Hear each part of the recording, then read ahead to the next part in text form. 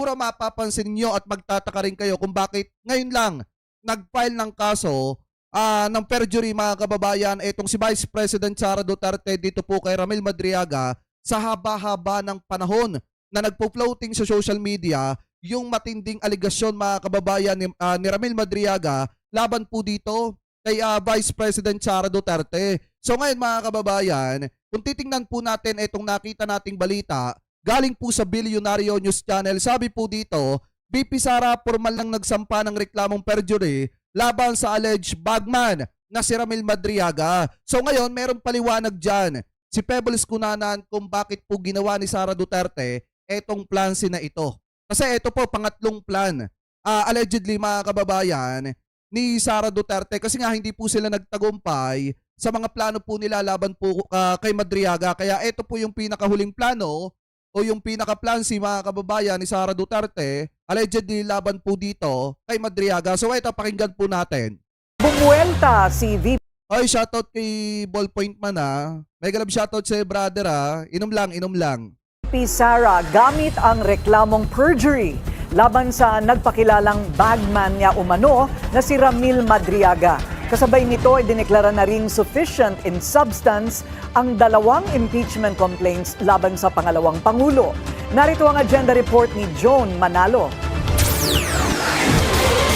Naghain ng reklamong perjury si Vice President Sara Duterte laban kay Ramil Madriaga, ang nagpakilalang dating aide at umano'y bagman ng pangalawang Pangulo. Pero kung iisipin nyo mga kababayan, napakatagal na po nung aligasyon ni Ramil Madriaga doon po sa kanyang affidavit mga kababayan. Kung titingnan nyo rin, ang pagkakaalam ko parang ang una atang umaksyon mga kababayan at nagsampa ng reklamong cyber libel laban po dito kay Madriaga ay walang iba kung hindi itong sila Chika mga kababayan.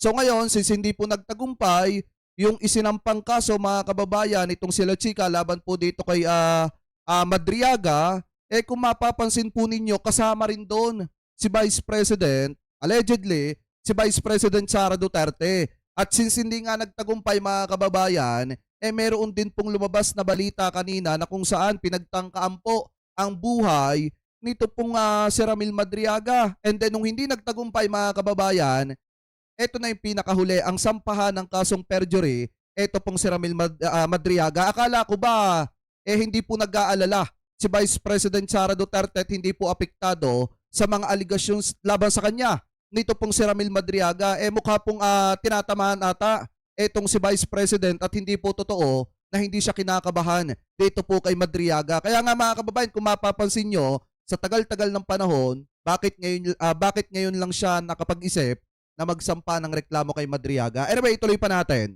Na nakakulong ngayon sa Camp Bagong Diwa sa Taguig City.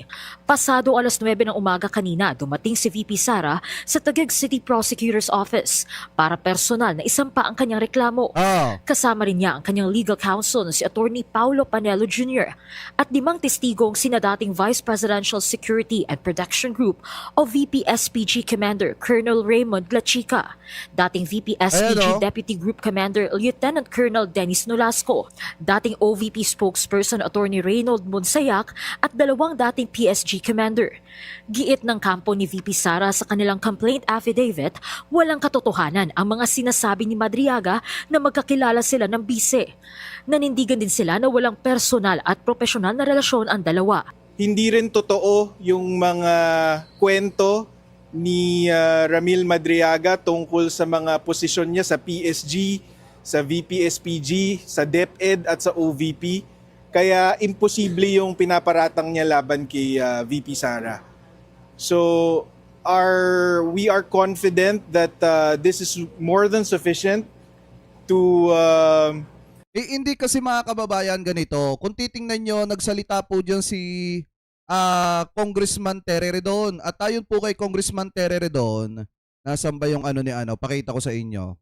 Sabi ng kampo ni Sara Duterte mga kababayan, ito yung lagi nilang iginigiit. Ito daw si Madriaga, never daw po naging aide, friend o employee or staff member daw po ni Sara Duterte. Pero maliwanag naman, kung iisipin nyo mga kababayan, sinasabi ng kampo ni Madriaga na si Madriaga mga kababayan, hindi nga employee ni Sara Duterte pero confidential informant mga kababayan ni Sara Duterte. Ibig sabihin, yung trabaho mga kababayan ni Ramil Madriaga dito po kay Sara Duterte talagang confidential, which is yung mga pagdadala ng pera at kung ano-ano pang mga pinagagawa dito pong si Vice President Sara Duterte. So ipagpalagay nga natin na hindi po talaga employee yan o staff ni Sara Duterte, pero maliwanag naman mga kababayan na confidential informant ni Sara Duterte ito pong si Madriaga. Kaya nga kahit ano pong paliwanag nila patungkol po dyan mga kababayan, hindi po talaga may aalis yung dahilan kung bakit.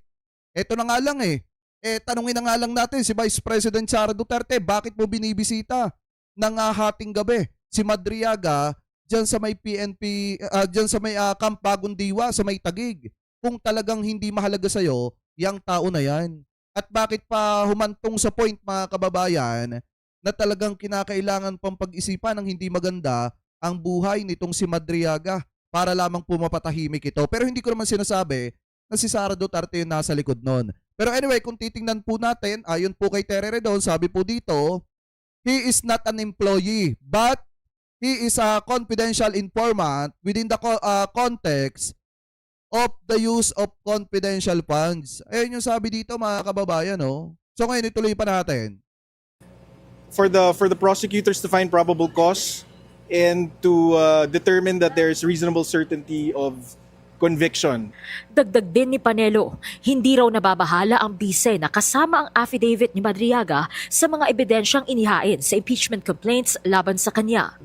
This is a perfect opportunity to show to the people how politically motivated these impeachment complaints are, because they are based on a worthless testimony from an untrustworthy source like Madriaga. Ipinapakita rin daw na kanilang reklamo na hindi nag-fact check at background check kay Madriaga ang mga naghain ng impeachment complaint laban kay VP Sara. That's why they claim that his testimony is the smoking gun, quote unquote, for the impeachment against VP Sara. So yun ang pinapatunayan nun. At Papunta na nga sa trial Di ba mga kababayan, binigyan na lang ng 10 araw na ultimatum itong si Sara Duterte para sumagot dahil nga nakitaan ng Justice Committee mga kababayan na may substance yung mga aligasyon laban po kay Vice President Sara Duterte. Kaya nga kung titingnan nyo, nasa 54 na kongresista yung bumoto mga kababayan na miyembro ng Committee on Justice, na kung saan mga kababayan sinasabi na may substance yung mga aligasyon laban po kay Sara Duterte. Anyway, ituloy pa natin. masaya kami na maipapakita na namin finally sa tao na kung gaano ka politically motivated itong mga impeachment complaint na ito. Ngayong araw, idineklara ng House Justice Committee na sufficient in substance ang 2 natirang impeachment complaint laban kay VP Sara. We will be welcoming also the submission of... So ito, mamaya na yan. So ngayon, kung titingnan nyo mga kababayan, naglabas po, after po niyang isinampang kaso ni Sara Duterte kanina laban po kay Madriaga na perjury mga kababayan, kung mapapansin po ninyo, nag-post po itong si Ramon Tulfo. At ayon po kay Ramon Tulfo mga kababayan, eto daw sabi po dito, may nagtangka sa buhay ni Ramil Madriaga kahapon. Nang hapon sa second floor Annex 2, building ng BJMP, male dormitory sa Taguig City mga kababayan. Vital witness si Madriaga sa mga kalokohan ni VP Sara Duterte. At ngayon kung mapapansin nyo rin mga kababayan, talagang pinatotohanan din po yan ni Pebbles Cunanan. Dahil nga, kung titingnan po natin, wait lang, tanggalin ko lang yan. Kung titingnan po natin, ayon po sa post ni Pebbles Cunanan mga kababayan or ni Pebbles Talakera, sabi po dito, protect Ramil Madriaga, pinagbabalakan siya na ipatumba mga kababayan o ipagurgor kahapon. O yan yung sabi dito mga kababayan and then nung hindi nagtagumpay, syempre pinagana yung plan C, which is sampahan ng kasong perjury, eto pong si Ramil Madriaga mga kababayan. Dahil kung pagbabasihan po natin, etong sinabi dito ni Pebbles Cunanan mga kababayan, maliwanag pa sa sikat ng araw, yung talagang nagtatangka o nagbabalak sa buhay ni Ramil Madriaga. So ngayon, sabi po dito sa video ni Pebbles, Sara kinasuhan ng perjury si Ramil Madriaga. Eto, pakinggan po natin. O ayan na, nagsampa na ng kaso si Inday Sayad. kay Caramil, perjury, Ah, 'di ba? Dapat 'yan isinampa mo, Sara, nung time na naglabas ng affidavit si Caramil Madriaga. tama. Dapat dun pa lang, sumagot ka na. Nagsampa ka na ng kaso. Bakit ngayon lang? 'Di ba? Ang pinagsampa mo ng kaso ay sila Chika, cyber libel. Pero hindi nanalo yung plan A nyo. So, pero tama yung timing ng kila Chika. Pagkalabas ng affidavit ni Caramil, nagsampa siya ng kaso. Pero kasama ka kasi doon. Dapat pati ikaw, nagsampa ka ng kaso. Hindi nagwagi, plan B, ipatumba si Caramil. Kahapon, may nagbalak na itumba si Caramil Madriaga. Ayan o. Pero hindi nagtagumpay. Ang nakakapag-isip lang, yung plan C. Timing naman na hindi nagtagumpay sa pagpapatumba, tas kinabukasan, ngayon, nagsampa ka ng perjury.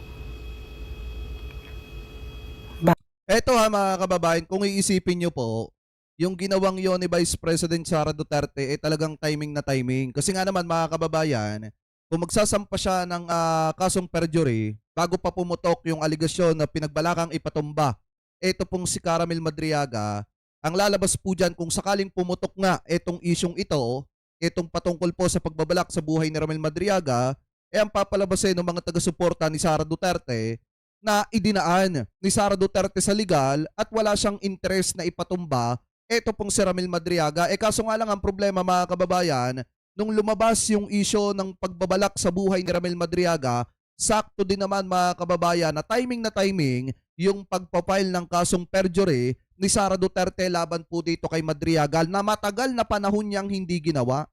Di po ba mga kababayan na bukod tangi lang na kay Madriaga lamang po niya ginawa? Dahil kung titingnan nyo pong mabuti matagal na pong nagsisirculate sa social media at matagal na pong nagsisirculate sa mga media mga kababayan at sa iba't ibang pahayagan yung aligasyon po ni Ramil Madriaga laban po kay Sara Duterte at hindi po niya pinansin yan. Di po ba? Bukod tangi na ngayon lang kung kailan mga kababayan sumablay yung assassination plot laban po dito kay Madriaga. Anyway, ituloy pa natin. Bakit? At eto pa ang isang tanong. Sa dami-dami ng taong bumati ko sa'yo, nagsalita sa'yo at nagbintang sa'yo, ngayon ka lang nagsampa ng kaso. Hindi mo yang ginawa sa iba. Kay Caramil Madriaga lang. Bakit? Asan yung bloodbath? May pa bloodbath ka pang visit ka. Churut. So, Ayan.